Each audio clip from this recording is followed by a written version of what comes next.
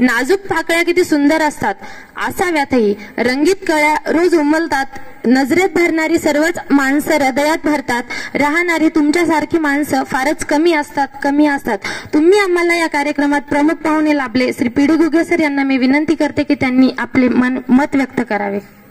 आजच्या कार्यक्रमाचे अध्यक्ष आदरणीय मुंडे सर, त्याचबरोबर आजच्या कार्यक्रमाचे प्रमुख पाहुणे म्हणून आपल्याला लाभलेले हिवरकर सर आणि सांगळे सर, तसेच समोर बसलेले आमचे सर्व सहकारी बंधू आणि शिक्षक आणि शिक्षकेतर कर्मचारी, मोठ्या संख्येने उपस्थित असलेले विद्यार्थी आणि विद्यार्थिनींनो, आज 3 जानेवारी सावित्रीबाई फुले यांच्या जयंतीनिमित्त आपण या प्रसंगी जमलो आहोत.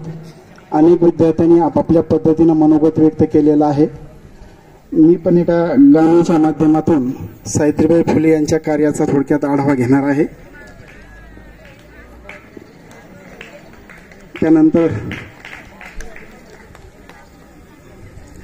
जिना दिलाय नारी जातीला बहुमान, मला गायाचं माय सावित्रीचं गाणं. ज्योतिबा फुल्यांची माय सावित्री तोलाची, तीन वाहून आणली गंगा ज्ञानाची मोलाची. कसं आलया पाण्यावरचं धान, मला गायाचं माय सावित्रीचं गाणं. जरी जग पेकिशन तो उपटिले तन, तुया बोलक्या कामाला तसा भूत काळ मोन. मला लिहायचं नव इतिहासाचं पान, मला गायाचं माय सावित्रीचं गाणं. आम्ही उजेडाच्या लेखी तुई रेखीत रांगोळी, माती रेखिल्या ओझ्याची आम्ही मांडलेली होळी. तुझ्या ज्ञानानं मग गाजलेलं भान, मला गायाचं माय सावित्रीचं गाणं. तुझा संसार आगीसी तुझ्या ढगीला पोसले, नया युगाच्या जन्माला किती कष्टांना सोसले. किती मोकळ तुझ्या पाखरांना रान, मला गायाचं माय सावित्रीचं गाणं. या गाण्यानंतर मी सावित्रीबाई फुले यांच्या जीवनात थोडक्यात मत मांडण्याचा प्रयत्न करणार आहे. समाजसुधारक कुठलाही असो, ज्या काळामध्ये त्यांनी आपलं कार्य केलेलं आहे त्या काळाला उभून त्यांच्या कार्य पाहणं म्हणजे थोडक्यात अर्धवट पाहिल्यासारखं होईल. म्हणून ज्या काळात त्यांनी काम केलं तो काळ कसा होता, ती परिस्थिती कशी होती, याचा थोडक्यात आढावा घेतला असता आपणास लक्षात येईल. खूप मोठ्या प्रतिकूल परिस्थितीमध्ये सावित्रीबाई फुले व महात्मा ज्योतिबा फुले यांनी आपलं सामाजिक आणि शैक्षणिक योगदान पूर्ण केलेलं आहे. त्या परिस्थितीमध्ये मोठ्या प्रमाणात वर्ण व्यवस्थेचा पगडा होता. त्याचबरोबर अस्पृश्यता, जातीयता, स्त्रियांना तर चूल आणि मुली एवढ्याच कार्यापुरतं मर्यादित राहावं लागायचं.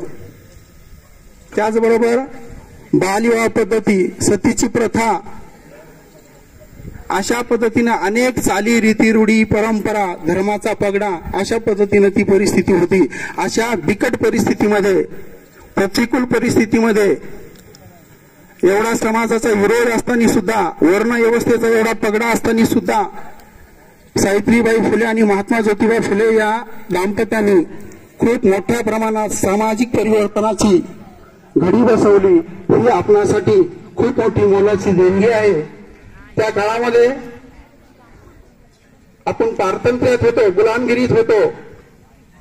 ब्रिटिशांचं राज्य असताना एकीकडे आपण पारतंत्र्यात होतो, एकीकडे वर्णव्यवस्था होती. वर्णव्यवस्थेमध्ये संपूर्ण समाजाची 4 वर्गामध्ये विभागणी केलेली होती, ज्यामध्ये सर्वात वरच्या स्थानी ब्राह्मण, क्षत्रिय, वैश्य आणि शूद्र अशा 4 गटामध्ये संपूर्ण समाजाची विभागणी केलेली होती.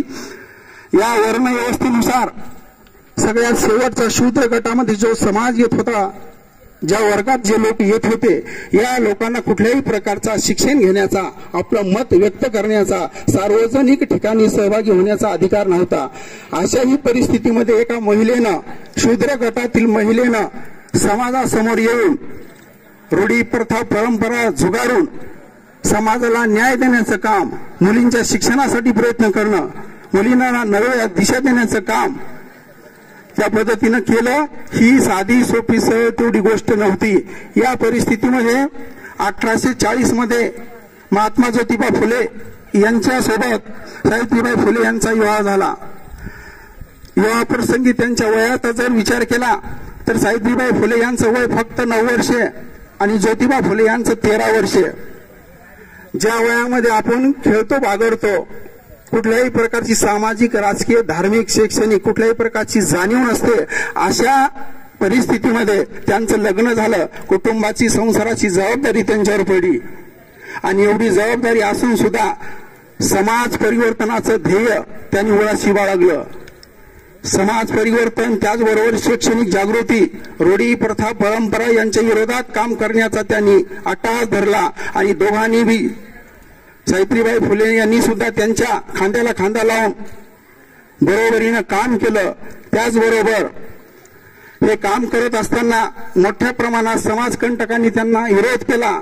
विरोध साध्या पद्धतीनं नाही तर त्यांना तुम्ही सांगितल्या पद्धतीनं अनेक लोकांनी त्यांना शेण मारलं, दगड मारले, अनेक नावबोटं ठेवले आपल्या भाषेमध्ये. परंतु त्या कुठल्याही प्रकारची त्यांनी तमा न बाळगता त्यांनी आपलं हाती घेतलेलं काम अविरतपणे करण्याचा प्रयत्न केला. ते त्यांच्या कामावर ठाम होत्या. अशा पद्धतीनं त्यांची 1 नाही 2 अशा 1, 2, 3 अशा पद्धतीने शाळांची संख्या वाढत होती, त्यांची प्रगती होत होती. आणि हे तत्कालीन परिस्थितीमध्ये ब्राह्मण्यवाद मोठ्या प्रमाणात चालत होता, ब्राह्मणांचं प्राबल्य होतं. त्यांनी मोठ्या प्रमाणात हे असंच जर चालू राहिलं तर आपली वर्ण व्यवस्था धोक्यात येईल, आपला प्रभाव कमी होईल, आपल्याला कोणी विचारणार नाही.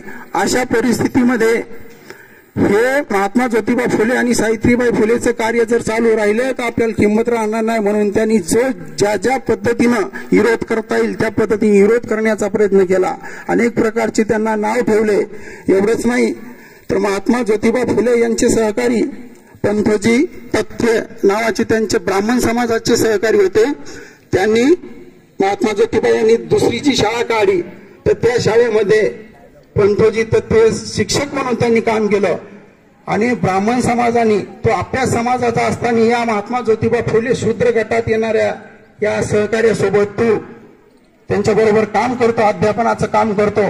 म्हणून त्यांनी मोठ्या प्रमाणात त्यांना विरोध केला. तू जर त्यांना साथ देशील तर आम्ही तुम्हाला समाजाच्या बाहेर टाकू, वाईट टाकू, अशा पद्धतीनं त्यांना विरोध केला आणि त्यांना त्या कामावरून घरी बसावं लागलं. एवढंच नाही तर सावित्रीबाई फुले यांना सुद्धा मोठ्या प्रमाणात त्यांची अडवणूक करायचे. अनेक गावातल्या टवाळक्या लोकांनी त्यांची अडवणूक केली. एक वेळ अशी आली की त्यांना शाळेत जाऊ द्यायचं नाही म्हणून गावातल्या लोकांनी ठरवलं. त्यातल्या त्यात ब्राह्मण वर्चस्व असणारे सर्व मुले होते ते. तर महात्मा ज्योतिबा फुले यांनी ही गोष्ट ध्यानात घेतली. त्याच्यासोबत मग एका सेवकाची अंगरक्षक म्हणून त्यांना नेमणूक करावी लागली. एवढ्या प्रतिकूल परिस्थितीमध्ये ध्येय काय असतं, चिकाटी काय असते, धटपणा काय असतो, हे महात्मा ज्योतिबा फुले आणि सावित्रीबाई फुले यांच्याकडून शिकावं लागतं.